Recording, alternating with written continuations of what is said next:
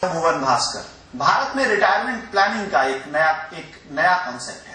संयुक्त परिवार के दिनों में लोगों को बुढ़ापे की चिंता करने की जरूरत नहीं होती थी, लेकिन हमारे दो के सामाजिक ढांचे और रहन सहन के बढ़ते खर्च ने रिटायरमेंट प्लानिंग को जरूरी बना दिया है। रिटायरमेंट के बाद की जरूरतों के लिए बचत बहुत जरूरी है, लेकिन बचत की शुरुआत कब करें, बचत का तरीका क्या हो और बचत कितनी करें, ये सवाल काफी पेचीदा है। आज हम पैसा वसूल में इन्हीं सवालों के जवाब खोजने की कोशिश करेंगे।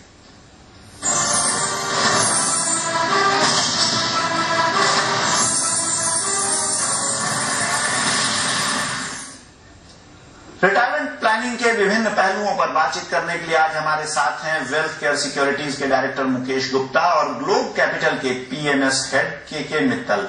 आप दोनों का पैसा वसूल में बहुत बहुत स्वागत है। मित्तल साहब, आपसे शुरुआत करते हैं। सबसे पहले वही सवाल है कि रिटायरमेंट की प्लानिंग, रिटायरमेंट सुनते ही कुछ सफेद से बाल ध्यान में आते हैं, लगता है आदमी बूढ़ा हो गया तभी रिटायरमेंट होना है।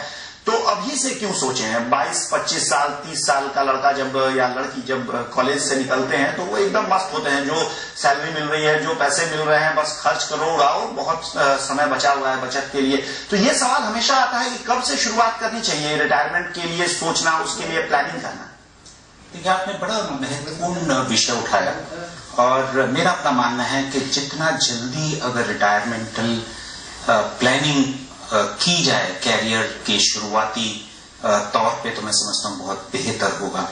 और अमूमन हमने देखा गया है कि रिटायरमेंट प्लानिंग शुरू भी हो जाती है। जैसे सबसे पहले हम जब किसी भी नौकरी को ज्वाइन करते हैं तो उसमें पीएफ हम कंट्रीब्यूट करते हैं और उसमें लगभग उतना ही कंट्रीब्यूशन एम्प्लॉयर का भी होता है।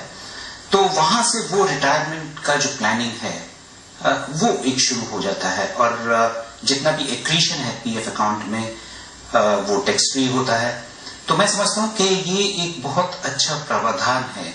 और दूसरा सबसे बड़ा बेनिफिट ये है कि जो उसमें टैक्स बेनिफिट्स हैं अंडर सेक्शन 80C, वो भी हमको एनकरेज करते हैं कि हम रिटायरमेंट के लिए प्लान करें, सेव करें, इन्वेस्ट करें जी। और उसमें पीपीएफ एक बहुत बड़ा पब्लिक प्रोविडेंट फंड हम जिसको बोलते हैं जी, वो बड़ा एक जरिया। गुप्ता जी, पीएफ का जिक्र किया है मित्तल साहब ने। पीएफ में निश्चित तौर पे एक लगातार कुछ न कुछ आपकी सैलरी का हिस्सा जमा होता जाता है, रिटायरमेंट के लिए कॉर्पस बनता है। लेकिन आजकल दिक्कत ये है कि जो नई इकोनॉमी है उसमें कोई भी आदमी 3 से 4 साल या 5 साल एक नौकरी में रहता है, फिर वो चेंज करता है और फिर आमतौर पे ये देखा जाता है कि जो युवा वर्ग है वो पीएफ के पैसे निकाल लेता है, उसको कहीं और खर्च करता है, तो पीएफ कॉर्पस के तौर पर बन नहीं पाता है।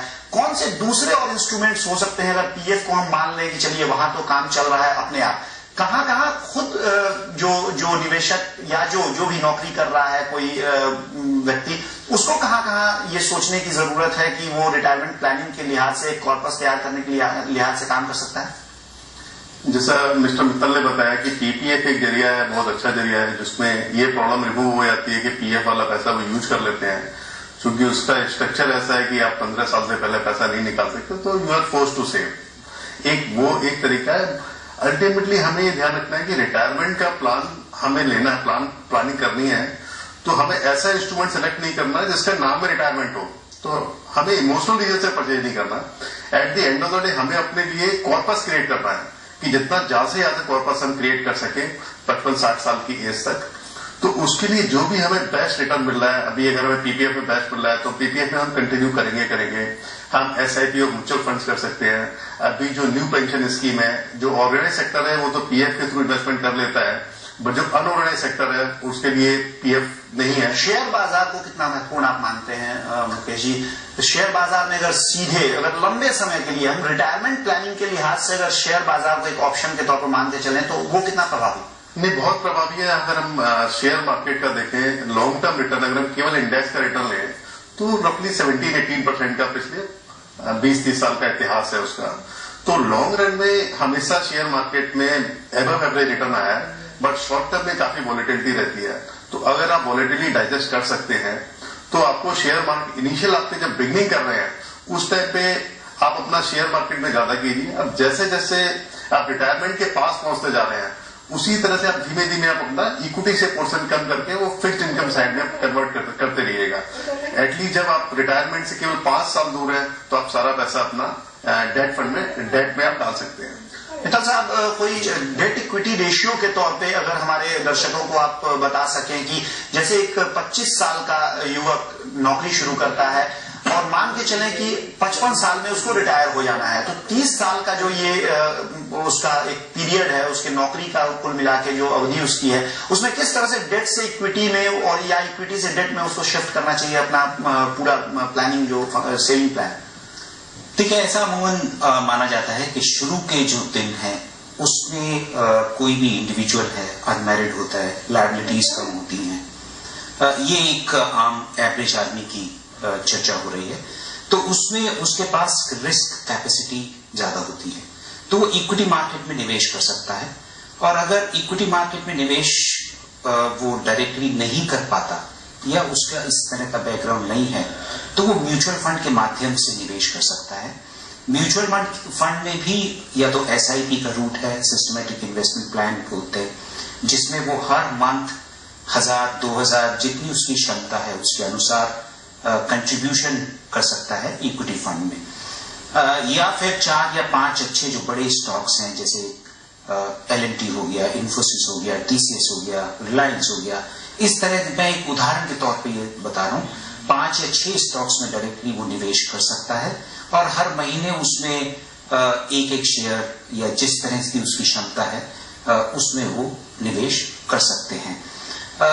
आजकल जो नई पेंशन स्कीम्स है उसमें भी इंडेक्स के अंदर कुछ पोर्शन निवेश होता है, तो डेट के साथ साथ वहां भी एक्सपोजर लिया जा सकता है।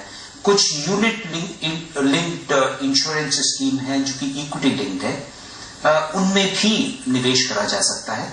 कहने का अभिप्राय यह है कि इक्विटी में भी निवेश करने के काफी ऑप्शंस हैं, डायरेक्टली इनडायरेक्टली भी। अगर इक्विटी मार्केट को थोड़ा सा समझते हैं, रिसर्च कर सकते हैं जी, तो डायरेक्टली इक्विटी में निवेश करें तो बहुत बेहतर रहेगा।